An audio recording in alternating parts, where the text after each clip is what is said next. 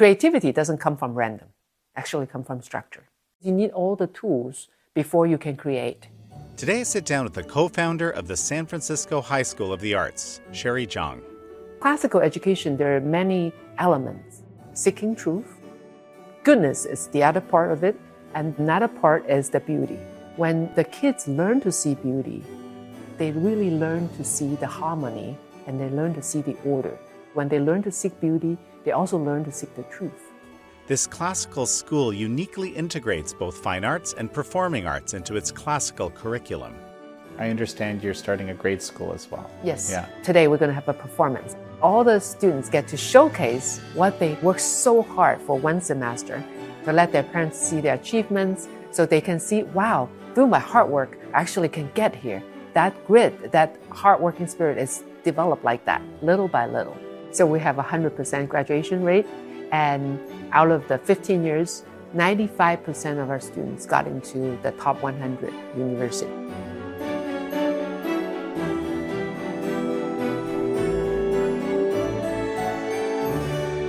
This is American Thought Leaders, and I'm Yanya Kellick. This is an incredibly beautiful doorway.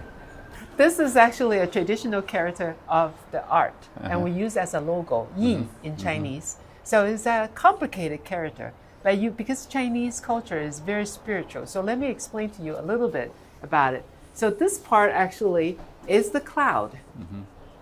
And this is actually Tu, it's the soil, signifies the soil. It's the character of the soil.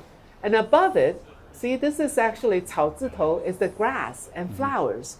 Row above the soil, in the soil, above the clouds.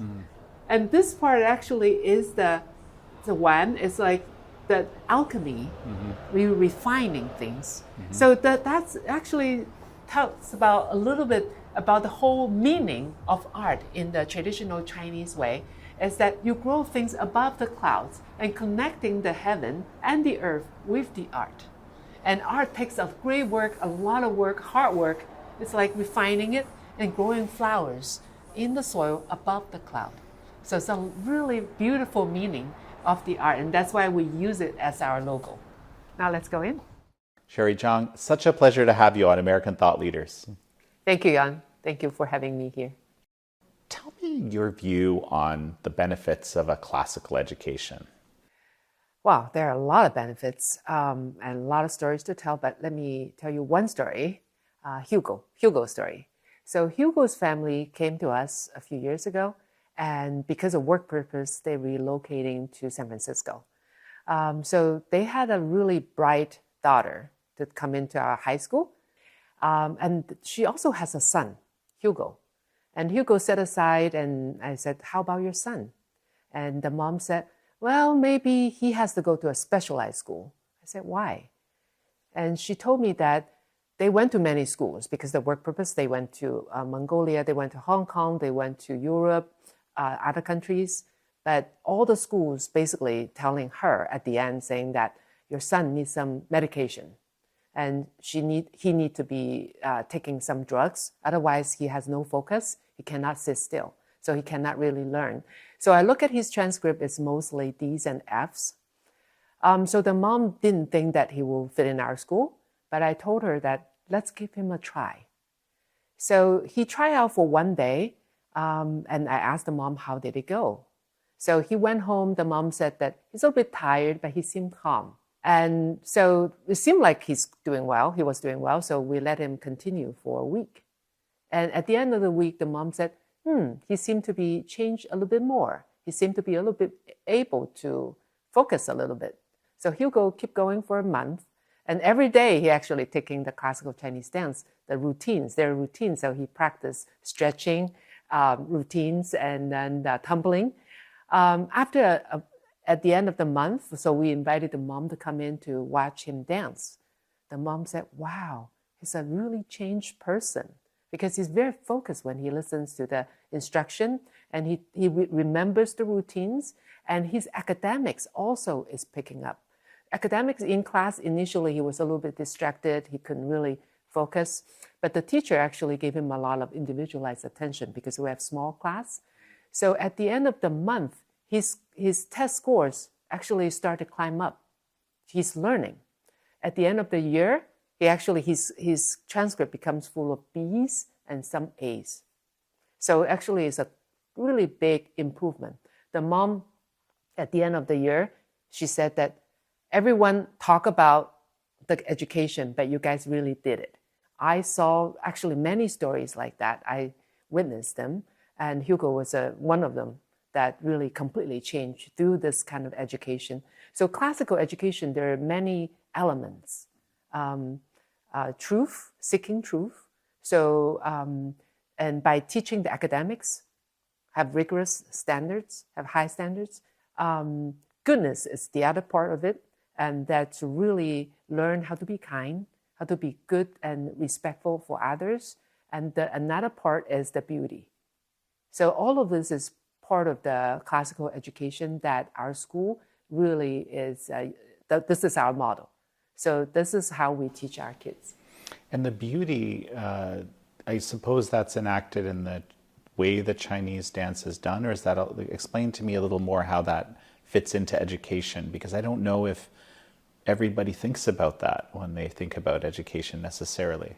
The classical education doesn't matter whether it's Western or Chinese, doesn't matter if it's ancient Greeks or the European academies, the Greek academies, or the Chinese traditional educations. Actually, they all talk about the beauty. The beauty is a big part of the education, because when the kids learn to see beauty, they really learn to see the harmony, and they learn to see the order. They also learn to seek the truth.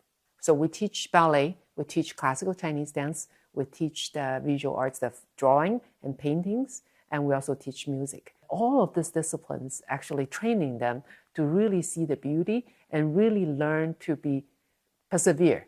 And they really see that, wow, after I learn this, there's much more I can learn, and I can see the progress I'm making through hard work. And that's what the part of the training is. Well, something that struck me about Hugo's example is something like he needed a certain kind of structure clearly, like he needed a lot of structure. And I guess you figured out how to provide that for him. Can you tell me a little bit more about that and how that fits into classical education?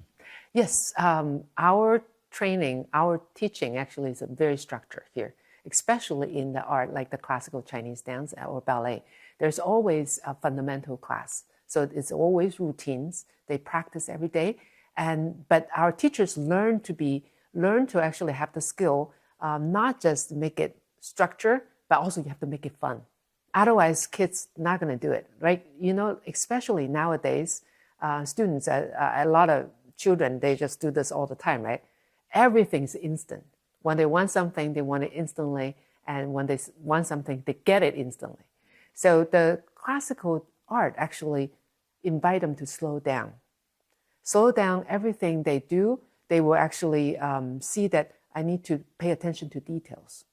And there is a structure when teacher teaches. There's also structure and teach you the principle first, and you practice and you imitate first. And then because you need all the tools before you can create.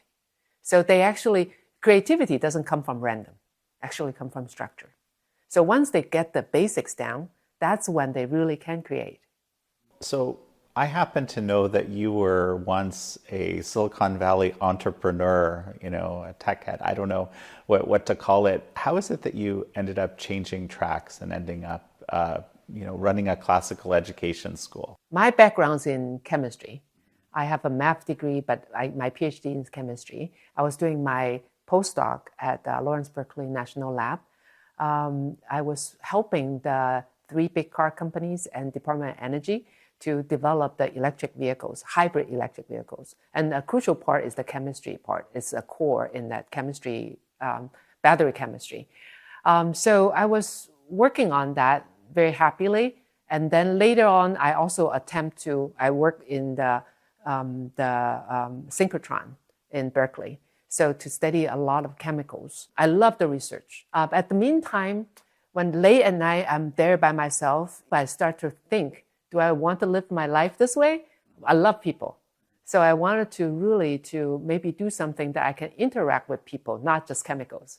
So it happens to be that at that time, the US is switching from analog to digital TV. And so I saw the opportunity. I saw the opportunity to develop my own converter that convert analog to digital. Actually, it was starting from a garage. It was a garage, little garage project, and later on became very successful. I mean, this is how it is always in the Silicon Valley, Yes. isn't it? I'm just That's right. A little No, but garage please project. continue. Yes. Yeah. And became, actually, we were very lucky. Somehow Consumer Report rated our product one of the top product in the category. So among the big brand names. And so we got a lot of business. So we did very well. Right around that time, after we really made it, and some of my friends came to me, they're like, how about looking into getting a school, establishing a school? Because their children are looking for schools. And we were not happy about the schools in California. I'm a scientist, so I see that when I went into a school, I see that the students, especially high schools, they lack energy, lack of motivation, and a little bit depressive. So we are also planning on a child. So I didn't think that I want my child to go to a school like that. And I also, because I'm a scientist, I love doing research. So truth is very important. I also, through some research, I noticed a lot of California schools really deviating from the truth. Truth is no longer part of it. So for me, that's not acceptable. Really, kids have to learn math. If 1 + 1 = 2, it's not, can be 3. It's a lot of truth in science and math. And also, we want our kids to learn beauty as well. Because from my research, doesn't matter really, ancient Greek or Chinese or Europeans, art is very important. It's the nobles in Europe, they really hire teachers into their house, very expensive, right? Art teacher into their house, teach their kids how to draw, how to paint. It's a very important part of the education. So we want some schools like that really give our kids the best education possible, not just mediocre or here, a little bit there, and doesn't matter what the truth is. It's not something like that. We want them to grow up to be very, very smart, very, very educated, and can contribute positively to our society. So just for full disclosure, are you a tiger mom? That's a good question. I'm not. But I think that our kids really, guidance from the parents are very important. Kids, you cannot just say kids center, right? Right now, a lot of say student center. Yes, you need to take care of what would be the best for them. But in the meantime, you need to provide a lot of guidance, really provide them a great education because they don't know. We owe them that as parents. Okay, so you had the idea. You have your very successful business. So what happens? How did you take that step? Yeah, it's a big step. Obviously, I never done school before, even though I had a lot of schools to postdoc, PhD, postdoc, but never done school before. So we did a lot of research, and we really think that a great model would be a school that have very rigorous academics. At the meantime, has art in the afternoon, really teach them pre-professional level art, not just a little bit here, a little bit there. It's really because through that training, students really learn the grit. They really can develop the grit and work hard and really see progress and develop that confidence and work together. So we established from middle school to all the way to high school, 6 to 12. We actually been around for 15 years. I've seen a lot of progress from our students. A couple of weeks ago, one of the moms just called us, and this girl, Joy, actually she in 4th year in Berkeley now. Her mom calls because she's so thankful, she's so happy. She said Joy's in Berkeley's engineering. So she just got an offer from a big tech company and a product management position. So it's a high salary pay, high pay position. So the mom's very happy because the girl came into our school. She was a dancer. She's really lacking math foundation. So her math always been weak. But now she's at Berkeley, did really well at Berkeley. Berkeley engineering is really hard to get in, 6%, 6 point something percent to get in. So, I'm listening to you talk and I'm thinking to myself how much I would have probably benefited from this kind of education when I was younger, because I was one of these kids that it was, I couldn't learn it. Even though I had a good ear, I couldn't learn a musical instrument because it required, that grit, right? It was very hard because would get distracted if I didn't see the instant gratification, right? And it sounds like you're actually focusing at some level on teaching that and helping people being able to build incrementally, step by step, and achieve mastery of something. Am I getting that right? That's right. Actually, all classical arts are like that. In order to play an instrument, like you said, you have to learn little by little all the time, like making progress. And our teachers are very professional artists. At the meantime, they know how to teach. They know how to encourage them, but the standard is there. They're not losing their standards. And so encouraging them to get there. And like today, we're going to have a big performance, right? So all the students get to showcase what they work so hard for one semester. They're going to showcase, and they're so proud to let their parents see their achievements. So we constantly are doing that. So they can see, wow, through my hard work, I actually can get here. Really, that grit, that hardworking spirit is developed like that, little by little. Tell me a little bit more about what we're going to see. And also, as I understand it, you have a second part to your school, because you actually have a part-time school program that just focuses on the arts, or maybe specifically dance. I don't know, you'll have to expand on that for me, because we're going to see a lot more than just the kids that are in your school, right? That's right. Yeah. So we actually start from 5-year-old. So 5-year-old, you can come in to learn dance, you can learn a little bit piano, music, and then you also can learn drawing. So we have, like our graduates this year, they started when they're 5 in our dance program. When they get to middle school, they come into our full day school program, middle school program, and then all the way to graduate in high school. So the after school program, basically that's our after school program, and they learn dance. They will learn maybe a couple hours a week, but just from that couple hours, you're teaching them a lot how to appreciate the beauty, how to you have to work hard to get to what you want to do. So they're learning all of that, building that foundation early. Tonight, you're going to see great artwork once you walk into the lobby. And in the theater, you're going to see music performance. You're going to see a lot of dances, like from 5-year-old all the way to 18, different kind of dances, and just really, really beautiful. When we're talking right now, our students already started the rehearsal at the Herbst Theater, and they are really very busy preparing everything. When you go to the backstage, you can see students putting on makeups, they're doing the stretching, warming up, and walking on the stage. Everything is very precise. And so the other thing is, you're a fairly small school at this point. I understand your ratio of teachers to students is pretty low, which is always, a good thing. But explain to me how that works. And also, how many of your students that are in the after-school program are actually making it, or becoming full-on students in middle school? It's hard to say. We have certainly a much bigger after-school program than our day school program. Mm-hmm. After all, we are self-funded. Basically, mm-hmm. We're a private school, even mm-hmm. though we're a nonprofit, but we're a private school. So there's a big tuition.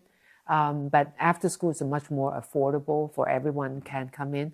We love to share that beauty and with the whole community. So it's very affordable after school program. So there are some students when they can afford, and they can afford the tuition, and they love our teaching model, they will come into our day school program. And also, like tonight, you will see that we actually have fundraising. And so that people then can support scholarship for the kids cannot afford the tuition to come in to learn. I'm just trying to imagine, when you started, obviously, was it just after school programs? I don't know. And where are we today, and where does it look like it's going? When we first started, we actually rented a place at Patrol Hill. We only have 14 students. The first day we started school, we only had 14. Now we have our own building right next to Golden Gate Park. And overall, we have more than 200 students. In the day school, a little bit less than 60, slightly less than 60 students. So we definitely growing steadily. Not very fast, but steadily. And our focus has been trying to build the program, just like how we teach the students, right? Everything you do it well. And the same with education. We need to make sure, because the parents trusted us, bring their children in. So we've been focusing a lot on the program quality and make sure it's small class, because they have to be efficient.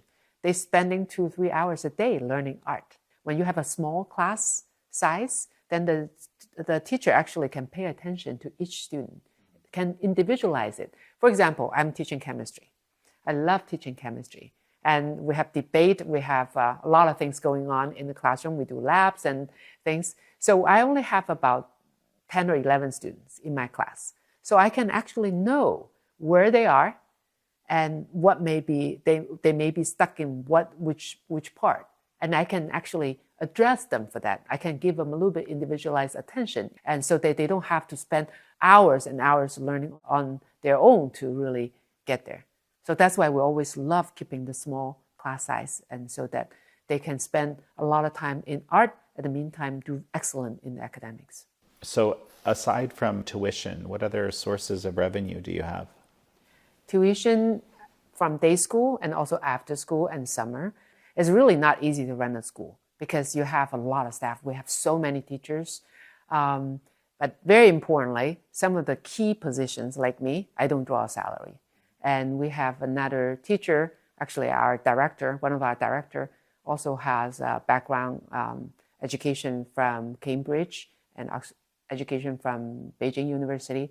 She's a great manager, but she's also not drawing a salary because we recognize that school is not here to make profit. And we have our other means to support us, so we don't need to draw salary from school. So the school is doing well through just from tuition and fundraising. So that's what we are here for, is for the education. I understand you feel like you've figured out the whole model now on how to do this education and you're ready to scale. Are you going to be able to find the teachers to do this and even and maintain that small class size? Yeah, I think, well, definitely. Finding teachers always been hard because not all the teachers are necessarily so devoted, so dedicated.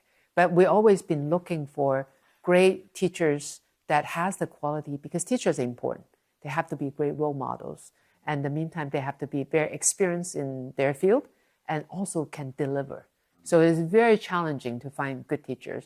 And the nice thing about it is that most of our teachers, at least half of them, has been here for many, many years already. So our retention rate is very high because they love our kids. They love the education model. And teaching is more like a calling. It's a calling. So you have to be thinking that this is something that is really worth it. So what's the plan at this point? You know, I understand you're starting a grade school as well. Yes. Yeah. We started elementary because actually initially we thought middle school, high school are really great ages to have a school. But when we accept students coming in, some of our really talented pianists, for example, talented artists. For example, there's one child came into our school. We actually also just started 5th grade. And he came in as a 5th grade student. He's really talented pianist. He can play so well, but his math is horrible. So I feel like that students really lacking the proper foundations. That's why we're starting next year in elementary school, that we want to make sure we teach them, give them great foundation academics and also arts. You seem to be very committed to this school. Tell me a little bit about what inspired you. Yeah, so my faith, I practice Falun Gong. It's a very important part that why I started the classical education too, because Falun Gong's principles, truth, compassion, and tolerance. The first thing is truth. So it really fits my background as a scientist too. So seeking truth and teaching kids how to seek truth is a very big part of my belief. Of course, our school is not religious, but it's important to appreciate the truth and appreciate classical education. So I started practice of Falun Gong when I was in graduate school. A friend of mine come to me and say that, are you interested in this? It's actually very interesting because when I was little, I always thought that there's something out there that I don't know. Someone's watching over me. I grew up in communist China. My parents, atheists, they didn't believe in anything. Okay, so I always was told that there's nothing out there, and I cry, and then the next day I woke up and I said, no, they may be wrong, and I probably could find something. So I read a lot of Taoist books or Buddhist books, and I actually one time our school field trip that we stay in a temple for overnight, and they have the nuns place. So I stayed there overnight. I thought, wow, this is so quiet, so nice. But could I be a nun, like a Chinese nun? And I thought that, no, I need to take care of my parents. How could I do that? I cannot give up everything. So when I was in graduate school, I came in contact with Falun Gong. And I thought, wow, this is something that I can do meditation. I can cultivate myself, self-improvement without going to a temple. Wow, this is wonderful. And there is something out there in the universe. It's so profound, because I actually, when I was doing my PhD, I had to learn a lot of quantum physics, quantum chemistry, and things. Things seem very hard, but I actually spent days read it, and then I thought, I got it. I mean, academic to me is not that hard. But Falun Gong, they're so profound. There's so much to learn about the universe. So as a scientist, I got really, really interested. So I started the practice before the persecution in China, 1996. And it's been really actually wonderful, and teaching me to be more like thinking for others instead of thinking for yourself. When you be a kind person, actually you're getting great returns. You understand more how the universe works. When you're kind to the students, when you're kind to kids, to anybody, they recognize that immediately. So actually, it's very powerful. So I feel like it's very beneficial in school to practice the kindness, and to really have, even though we're not religious, but that power is strong. Absolutely fascinating. Well, so you have a very high graduation rate at the San Francisco High School of the Arts, as I understand it. Where do these kids go once they graduate? So we have 100% graduation rate, and out of the 15 years, 95% of our students got into the top 100 universities. And a lot of them went to art universities. If they plan to go into any art universities, they actually, the top 15, they get in hands down. Never once got rejected by an art university when they apply. And then also we have students who went into ballet program, ballet companies, and then also the Chinese classical dancers. They went into, some of them very nicely, they got accepted by Shenyun Performing Arts. They love auditioning into Shenyun because Shenyun is one of the top classical Chinese dance company. We're very proud of them. We also have one student that play erhu, beautiful erhu player, also got accepted by Shenyun. It's a great accomplishment.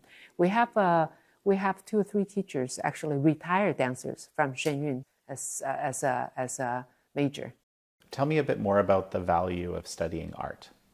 There are a lot of great examples, and people actually done a lot of studies, but of course it's hard to get exact data, like how much percentage you improve, right? But in general, I think most people would agree learning arts greatly improve the performance of the students academically. And for example, like Da Vinci has a famous quote, "To develop a complete mind, study the science of the art and study the art of science." So there's science in the art. Proportion, light and shadow.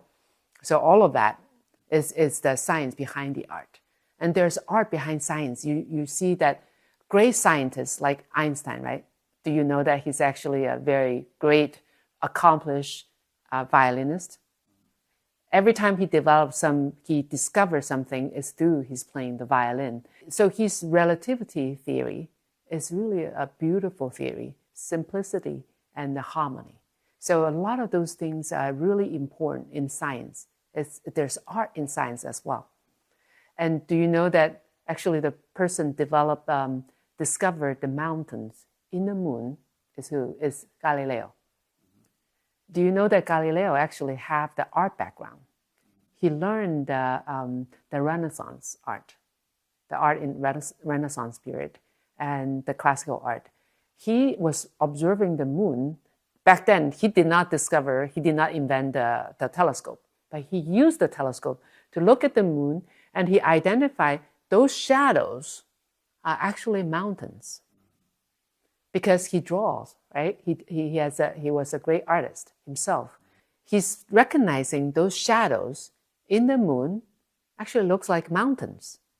And he just from the telescope, he just immediately can recognize those are mountains from his training. So that's why he's the first one to recognize that. Even though so many people look through the telescope, they just thought that those may be clouds, there's maybe something. But he's the one that recognized those are mountains, and he was absolutely correct. So you can see that actually by studying art, you can learn that skill of observing. In fact, that there was a research group in Michigan University. They study all the scientists that winning Nobel Prize in science category from 1900 to 2001. They actually concluded if you study performing arts, you have 22 times more likely you'll get a Nobel Prize than the scientists that did not study performing arts. If you study other kind of arts, also increase a certain percentage. So art really, in many ways, improve our students' ability to learn academics. So that was an unbelievable experience. Like, I couldn't believe the level that some of these kids had, especially in the dance. One of the better dancers I recognized as your son. I mean, you set out, back in the day, you were thinking to yourself, I need to, have a better school for my kid that isn't even around yet. Yes. Right? Like, this is what you're telling me. So what does it feel like to have your kid be like, I think one of the top dancers? That was what it looked like to me. Yes. Yeah. My son actually, when he's 12, he got the national title for intermediate level. So in the U.S. For the classical Chinese dance. For the classical Chinese right. dance, yes. This is national for, open category. I think that definitely I see a lot of results from our training. So I'm very proud of him. But from tonight's show, I'm actually proud of every single child, every single student, because you can see on their face the joy, and you can see that how hard they've been trying, and then they work. You can see a lot of progress, and from 4-year-old all the way to 18, you see them. They just really enjoy it and really trying hard. And at the end of the show, I really feel a lot of hope. My heart is filled so much with hope, because that's our youth, that's our next generation. And they're working so hard, they know that hard work will produce the success. And because the beauty, they learn to really see beauty, they learn also the harmony, the order, and then also the effort, striving for excellence. So that's what I was really, really proud of them. Well, quite honestly, every part of the performance I saw, it just made me really happy. Yes. It was just, it was wonderful to see these young people. I feel very old, of course, watching all this. Yeah, I watching them. This is my favorite time. Is that the kids are showing their hard work have accomplished, and I really think that all the efforts are worth it. All this 15 years, all the hard work. And I think it's worth it. I think what could you do better than producing a beautiful generation of kids? Work hard, love beauty, and have the goodness in them. What else can you ask for? I think that's just a great thing. Well, Sherry Zhang, it's such a pleasure to have had you on. Thank you, Jan. I'm so glad you took my invitation to come.